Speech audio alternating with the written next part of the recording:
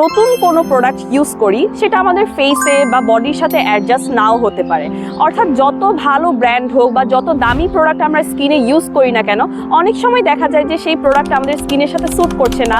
অর্থাৎ ফার্স্ট দিন অ্যাপ্লাইয়ের পর বা সেকেন্ড দিন অ্যাপ্লাইয়ের পর হতে পারে ফেসে পিম্পল হতে পারে বা একটু র্যাশ হতে পারে, অ্যালার্জেটিক প্রবলেম হতে পারে। সো এই প্রবলেমগুলো আমরা কম বেশি সবাই ফেস করে থাকি, কিন্তু এই প্রবলেম থেকে আসলে কিভাবে আমরা বের হব বা এই সমস্যার সমাধান আমরা কিভাবে করব সেটাই কিন্তু আমরা বুঝতে পারি না।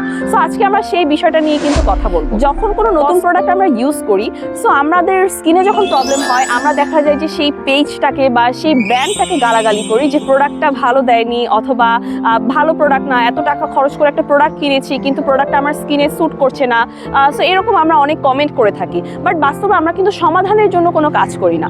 সো সমাধান হিসেবে যেটা করতে পারেন যে যখন আপনার স্কিনে কোনো প্রোডাক্ট স্যুট করছে না, সেটা হতে পারে অনেক ভালো ব্র্যান্ডের, আপনারা সাথে সাথে ওই প্রোডাক্টটা ব্যবহার করা বন্ধ করে দিবেন এবং প্রায় 1 সপ্তাহ বা 10 দিন যতদিন পর্যন্ত আপনার স্কিনের প্রবলেমগুলো দূর না হবে ততদিন পর্যন্ত কোনো প্রোডাক্ট বা সেই প্রোডাক্টটা আর ইউজ করবেন না।